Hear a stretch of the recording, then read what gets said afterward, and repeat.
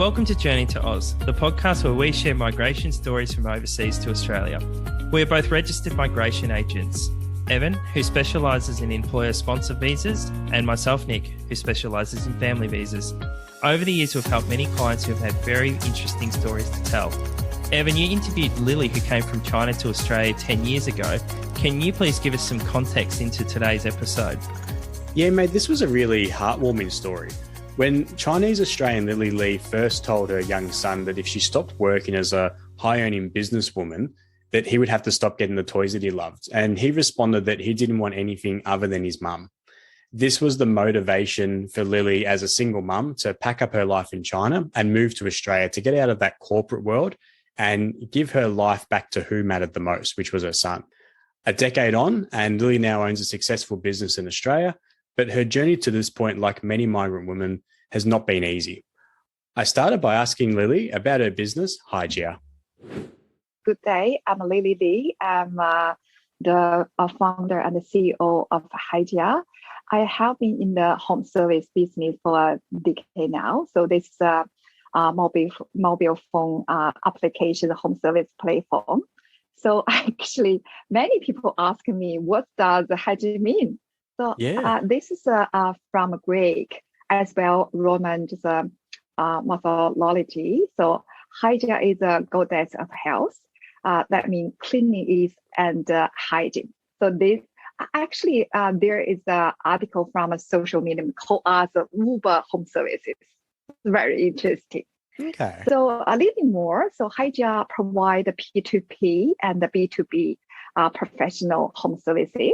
So this is a mobile application platform. It works on both iOS and Android smartphone. So our goal that is to provide the best interactional experience between home service professional and the customers.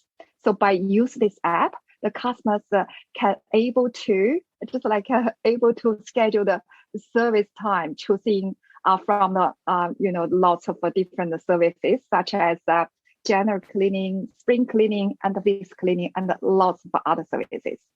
So this is very unique.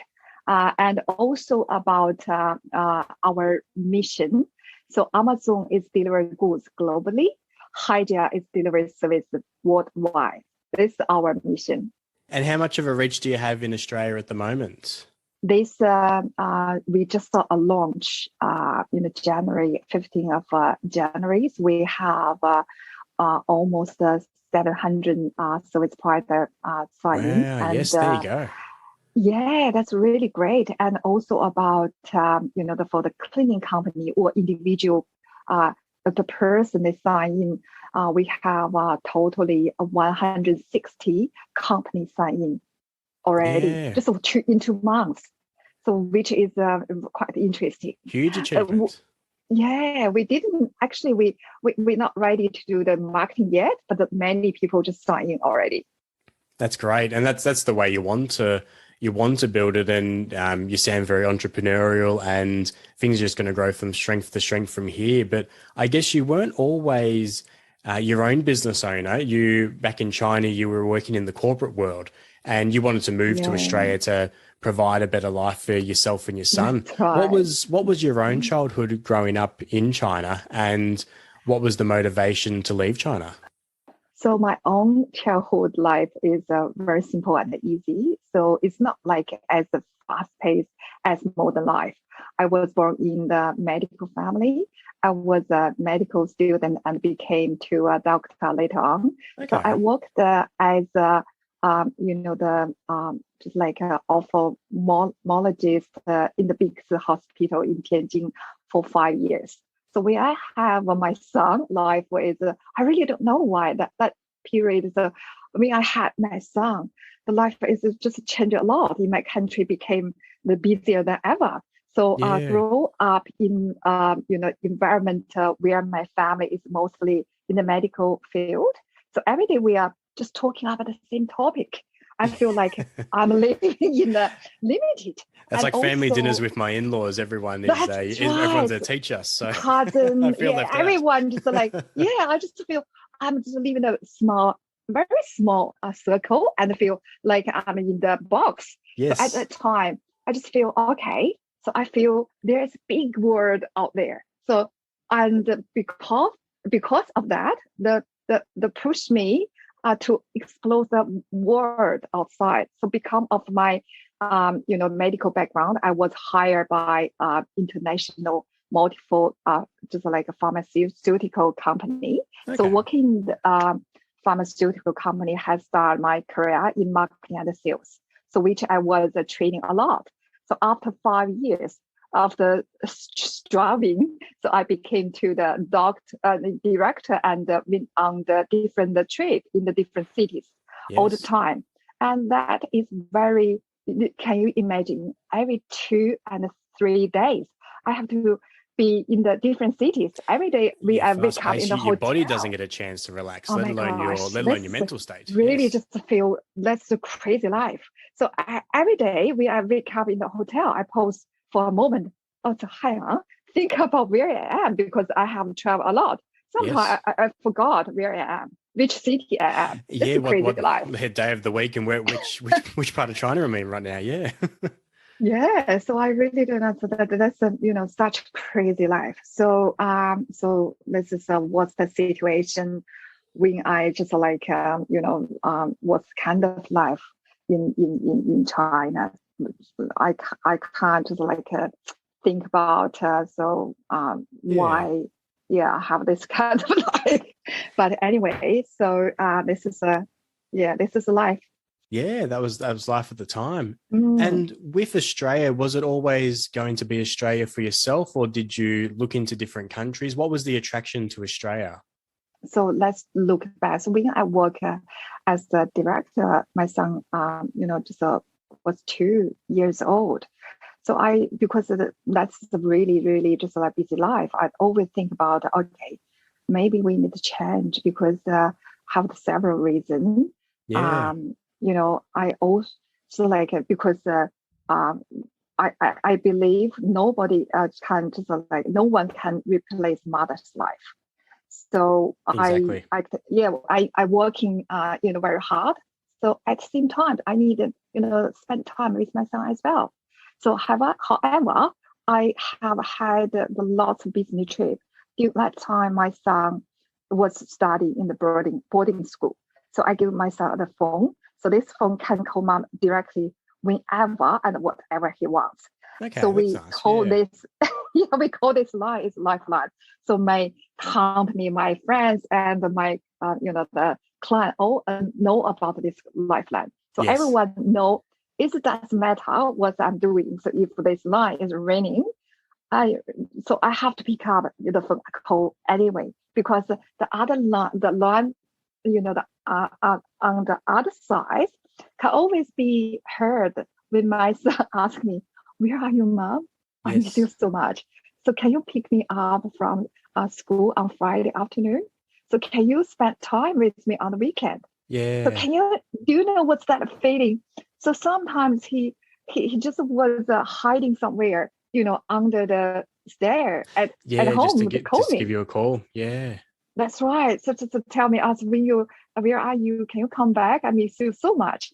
So every time my son called me, I just feel, oh my gosh, my heart is broken.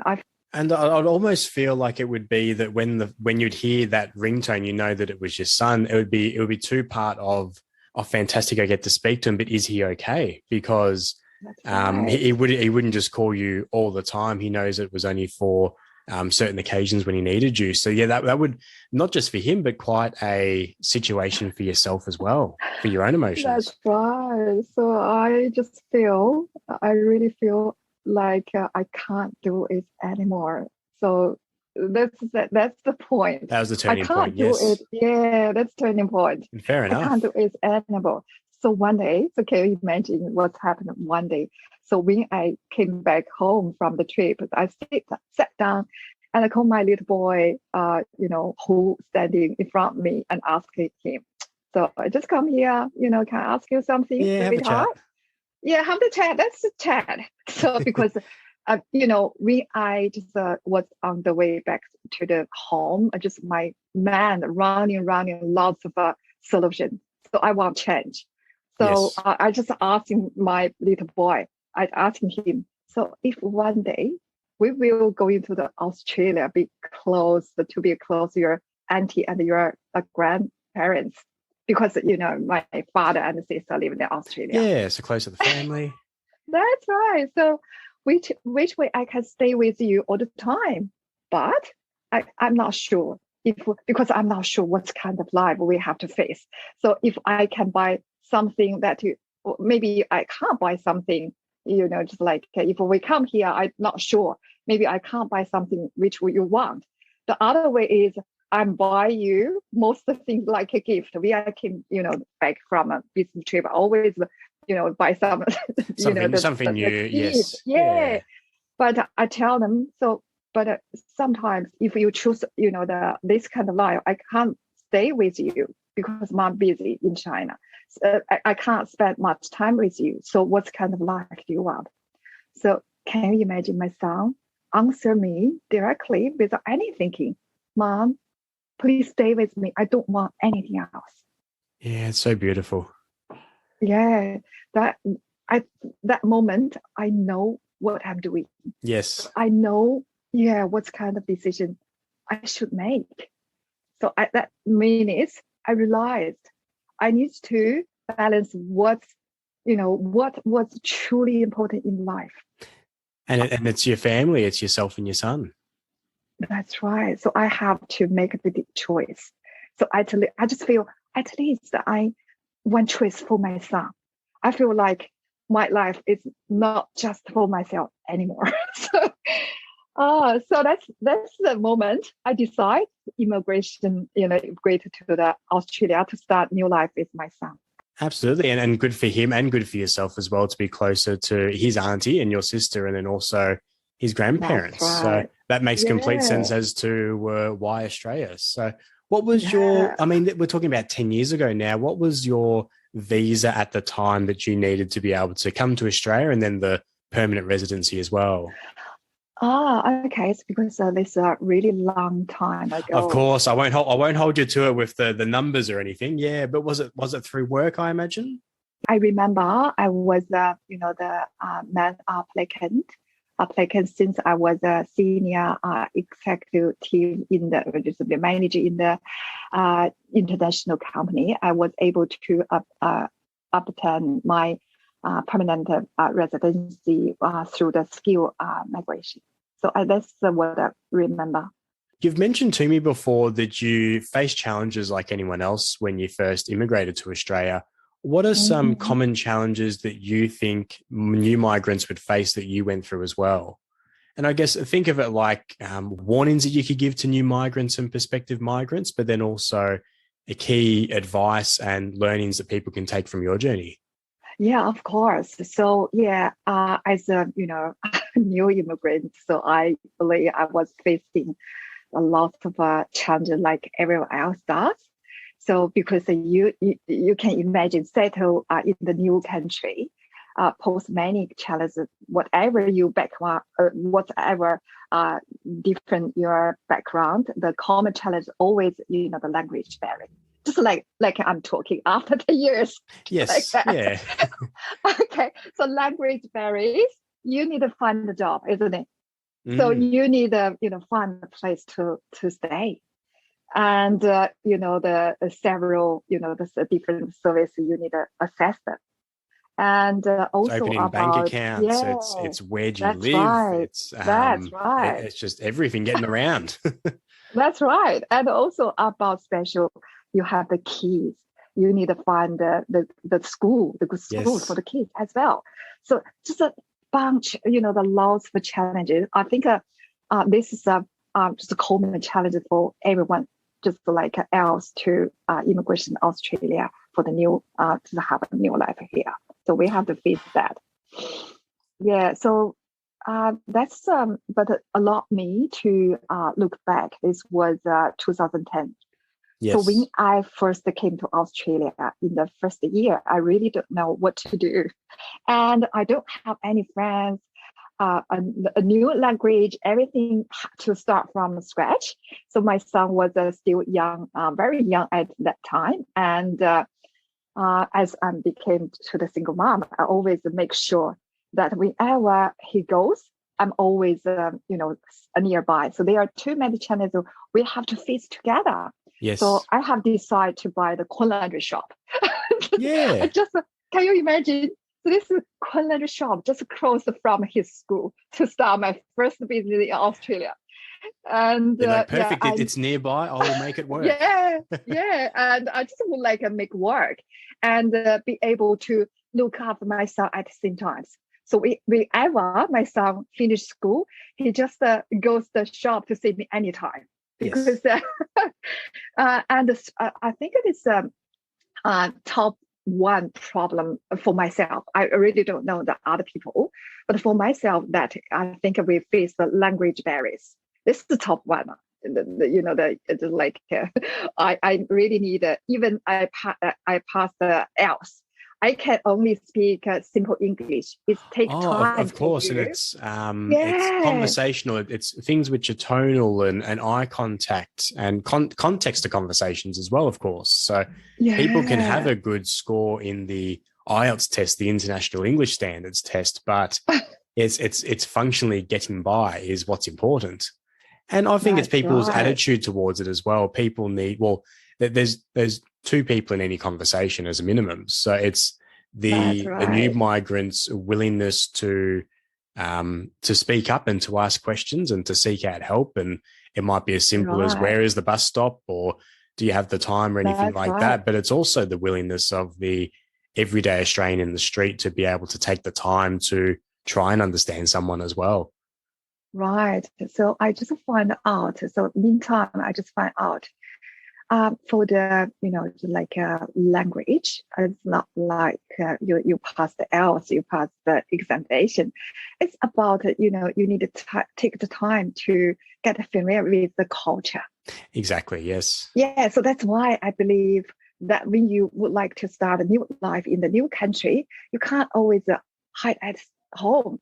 Even you can't speak, have any, if you really just can't speak the language, don't have any friends, I just encourage the people, just like myself, you need to go out, feel and learning. Practice English as much as possible. That's it's interactions with people in day-to-day situations. Right. Yeah. So whatever, just like you have to learn about feel about what everyone is doing, especially adopt the culture and know more about their lifestyle. So, however, I just feel I'm really lucky to choose Australia, even through I have to face too many challenges. So I feel the country have a range of features that can help each new immigrant to make the transaction smoother. So this is what I feel in Australia. So that's lucky things. And that's a great retrospective look from yourself, because you acknowledge that, it's challenging, but it was also very rewarding. Yeah. So actually, I just feel, so many people is really, really friendly. Yes. Really friendly. So when I just walking on the street, everyone was friendly to each other. Even strangers smile at me and say, "Oh, good day." It's really something, that can warm just people's heart every day. So that's really great. And I have the one, the example. So when I just working for the laundry shop.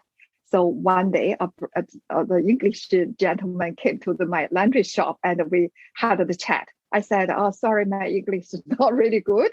He didn't actually lecture me about how to improve my English, Instead, so he said, "Where are you from?" I repeat, "I'm from China." He then said, "Oh, my Chinese is not good either." So that's quite, just warmed my heart so much. So I just feel you don't need to assume that everyone have to speak fluent English. You just need to be brave and talk to the people. No one should be ever judge you. You're not in the speak fluent English. I think exactly. It's really need to pick the time for everything. The bravery and courage that people take to go from a country to the other side of the world, because in most instances, Australia is very far away from anywhere else.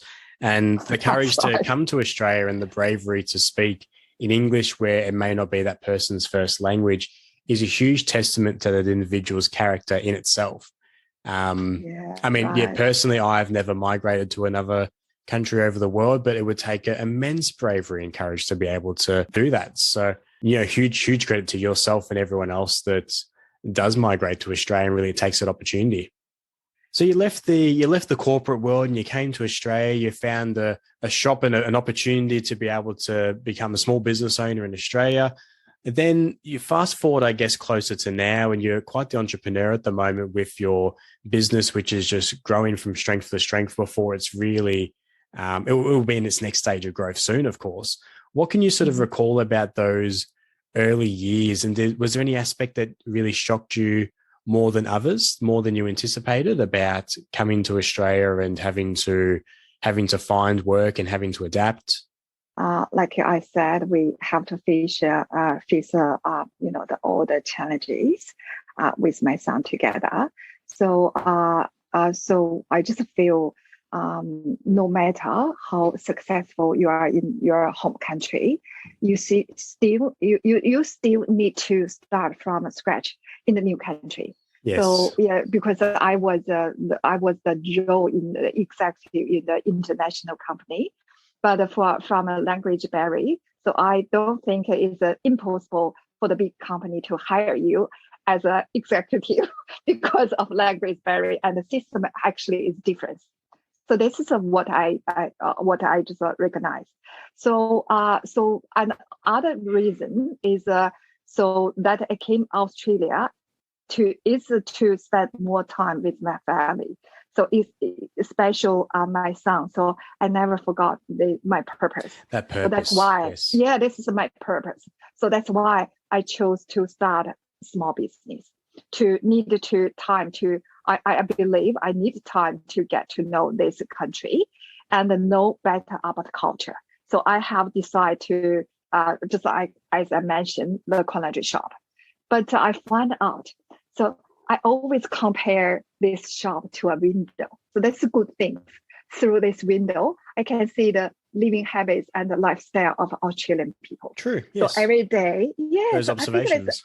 I know I need time to get in, but I just through this window I can see living habits and every just like of Australian people. Every time they send clothes to the shop, I was trying to find an opportunity to chat with them. So they were telling me their stories, sharing with me their thoughts, and the many small things of everyday life. So I was building up a really good relationship with my clients through communication every day. So of course, I know there are too many challenges to the entrepreneur since you came to the other country, but it's not hard as I imagined. So if you prepare, give them time. It has its pros and cons, yes. And like you said, never forget your purpose. That's right. So I just believe, so doesn't matter how hard it is. Just give it the time. We needed the time to settle. Try hard, just try hard to do what are you doing. So never give up. I believe when the time comes, so everything will be resolved. This I believe. I've got something really profound on my whiteboard in front of me that I came across months ago, and I think it might benefit a lot of the listeners to hear, but definitely yourself and I as small business owners, I think it's quite important. So, and I've got a couple of side ventures as well. None of them have really kicked off as well as worldly migration, but I've got it written in front of me. It's from a gentleman.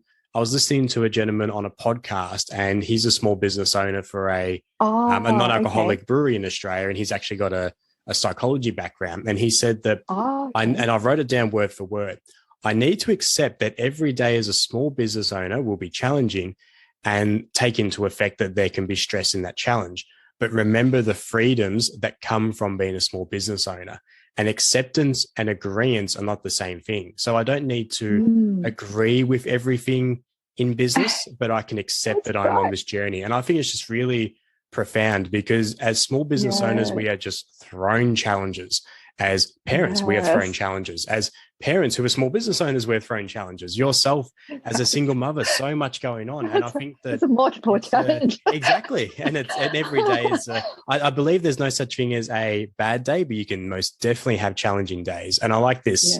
Like I said, it's on a very scrappy piece of paper in front of me on my whiteboard, but this idea that we accept as small business owners that it will be challenging, but we don't necessarily need to agree with all of the interactions we have as small business owners, but accept that it's a challenge. But hey, we have such a great benefit going through being able to have that flexibility with our family and put family first. And that comes from being a small business owner. So yes, it's, I think what you've shared and what I shared just now would be very beneficial to a lot of a lot of listeners of the podcast. I wish I wrote down the dates of when I wrote that down, but I reckon the last 12 months. But that helped me through a couple tough, challenging days about 6 months ago. So. All right. That's right. Yeah.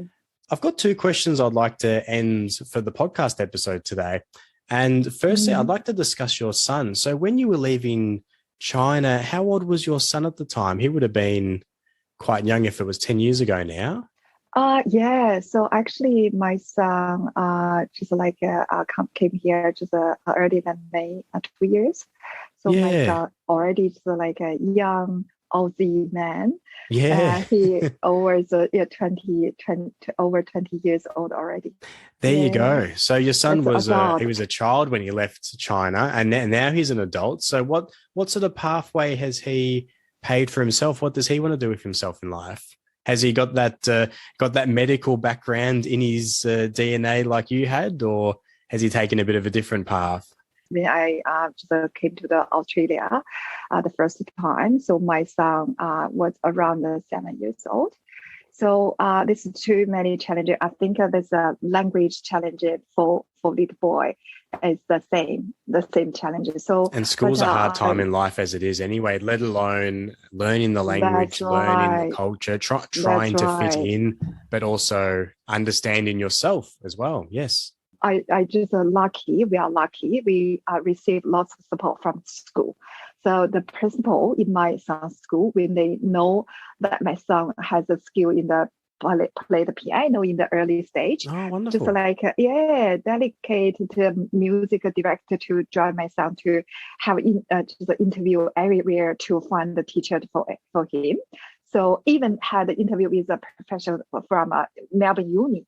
So they wonderful. give him more opportunity to develop his leadership skill, such as speech, debate, and have many school events with the team, as he was the voice school captain, music band leader. Yeah, just lots of role. The high school that that my son attending provide lots of opportunity for his exposure to and to find who he wants to be. So he was sent to the Boston Harvard Business School for short-term lesson in Boston to see. Wonderful, fantastic. Yeah, that's a good opportunity to see what it looks like in the New Yorker Stock Exchange, and work as internal in Goldman Sachs in New York. So that's quite interesting. Yeah, so I always appreciate the opportunity that is given by school, as that give my son really good. Great exposure to big words that benefit him a lot after that. I'm really just glad and grateful. So he study now he study for the master degree in Melbourne Uni, and he is a student leader. So the same uni at the moment give lots of opportunity develop the academic skill and leadership. So during the the lots of the opportunity, actually he just very specially focused on artificial intelligence. So I believe they have lots of cooperation with different very famous university, the well-known just like enterprise in the world. I believe that his stage is worldwide. So it's really just a different state. Yeah, fantastic. Quite great. Yeah. I've got a friend who used to work for a big 4 firm doing, AI and automation and stuff like that. And then they would consult for a lot of big corporations, of course. And those were a lot of conversations that blew my mind what can be done. So so that's wonderful. Really great. Yeah. So I think this is the big words. They have a big stage. Of course. This is the next generation. So I just feel, I'm lucky bring my son come to Australia. What's next for yourself and what's next for Hygia, the business? Yeah, since my son and I just, love story of Australia. So we will happy to, I can say, I'm happier than ever. We are happier than ever. So we feel fantastic. Happy to experience those new opportunities and the challenges. So because we are gone through the road that new immigrants must be go through anyway. So I hope I can have other new immigrants who will have the same journey. So Hygia app is able to provide everyone to start new life in Australia with a stable income. So that doesn't require very high skill and language requirement. So this will support them to settle down in the short term and start a new life with family in Australia. So it is also an opportunity to build up a long-term grown business in Australia with just like a very beginning for the new immigration. So the other, I think the interview, you ask me many questions. So can I ask you one? Yeah, please. Please do. So can you imagine? So what's the total revenue if for the 3 adults, one team, so working 8 hours a day and 6 days a week? So can you imagine what's the revenue for the? That's a very full week, and so I couldn't put a dollar value to it. Yeah, but that's a very busy week, though, is what I take from that. Yeah, I tell you the figure. So that's 350,000 per year without very wow. cost. So and that's with the back-end systems that Hygia can provide, and the structure allows it to become so process-driven as well. Yeah, they have that support. That's right. So everyone was very shocked when they first heard about this figure and they want to quit, the current job and join us Hygia immediately. Yes. Because this can support every family, they quickly, get into the Australia and just settle, in Australia. So, regarding the plan, we have a short-term and long-term plan. So expanding our market to New Zealand at this end of the year, because during this several years, we established 3 different companies. So one, we have technology. Hygia is one of our technology company. But that's a mobile. For the actual app development and maintenance. That's right. So more, we would like want the customer and the service provider have a more interruptional experience between, and add more service tab. So list to the IPO in about 4 years. Let's say 4 years. Yes. Yeah, this is our plan. Fantastic. Well, thank you so much for joining me today on the Journey Towards podcast, Lily. And it was really good to talk about Hygia, really good to talk about your journey yourself and coming over with your son, and also sharing your challenges that you had as well. The key takeaways from that, of course, was that people want to just try their best to communicate with others. And it's not enough just to simply sit some English classes or try and get a good English result. You've actually got to really involve yourself and practice your English with people functionally and have good interactions with people as well. Yeah, thank you so much. So thank you so much, Journey, to all to give us myself opportunity to share my stories and support those who are facing the same challenges as I was. We hope we can do more things for them together in the future. So thank you, everyone. You have a good day. It's such a relatable story of working really hard, but then trying to balance time with family.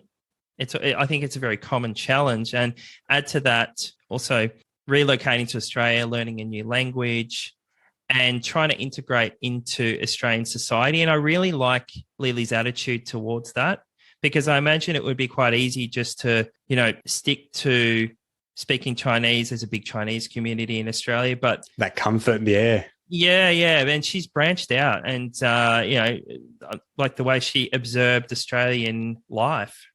Lily actually cited that learning English was one of the biggest hurdles that she first had when she came to Australia. We actually chatted about that off air. And there's, as you mentioned, there's so many different elements to what's going on. But to her resilience, fast forward 10 years later and look at where she is now.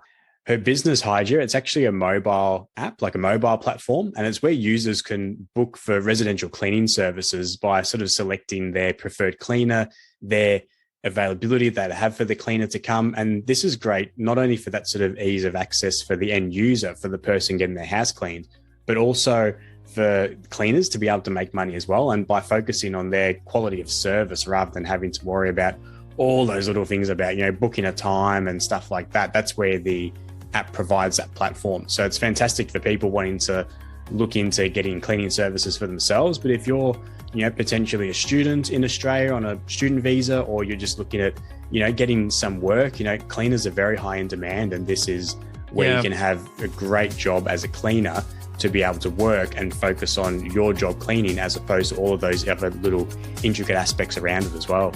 Yeah, absolutely. It is a challenge to find reliable cleaners. So this app is a really good starting point.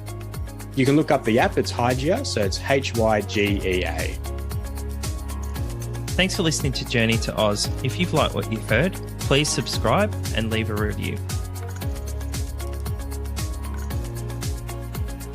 The Journey to Oz podcast is produced by Nick Hansen from Hansen Migration, Migration Agent Registration number 1679147, and Evan Bishop from Worldly Migration, Migration Agent Registration number 1679414. Any information discussed in this podcast is made available for entertainment purposes only and is not intended as a substitute for professional advice. We do not make any guarantee or accept any responsibility for the accuracy and completeness of any of the information discussed. You should obtain advice from a registered migration agent or an immigration lawyer before acting on any of the content discussed in this podcast. You can find a list of registered migration agents by visiting mara.gov.au. The information contained within this podcast may not be reproduced without our prior written consent. In the spirit of reconciliation, we acknowledge the traditional custodians of land throughout Australia and pay respects to their elders. We extend that respect to all Aboriginal or Torres Strait Islanders today. Thank you for listening.